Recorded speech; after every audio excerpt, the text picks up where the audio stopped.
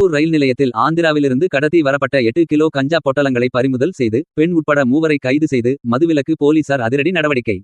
திருப்பூரில் ரயிலில் கடத்தி வரப்பட்ட கஞ்சாவுடன் சிலர் ரயில் நிலைய வளாகத்தில் இருப்பது குறித்து மதுவிலக்கு போலீசாருக்கு ரகசிய தகவல் கிடைத்துள்ளது. இதனையடுத்து மதுவிலக்கு ஆய்வாளர் தலைமையிலான குழுவினர் தலைமை தபால் நிலையம் அருகே சந்தேகப்படும் விதமாக நின்றிருந்த பெண் உட்பட 3 விசாரணை செய்தனர். அவர்கள் தேனியைச் சேர்ந்த முருகேஸ்வரி, பாலக்காட்டை சேர்ந்த அமீர் மற்றும் சபீர் பாஷா என்பதும் ஆந்திராவில் இருந்து திருப்பூரில் விற்பனை செய்வதற்காக கஞ்சா பொட்டலங்களை கொண்டு வந்ததும் தெரியவந்தது. இதனையடுத்து 3 கைது செய்த மதுவிலக்கு போலீசார் அவர்கள் வைத்திருந்த 8 கிலோ அளவிலான 1,50,000 ரூபாய் மதிப்புள்ள கஞ்சா பொட்டலங்களை பறிமுதல் செய்தனர்.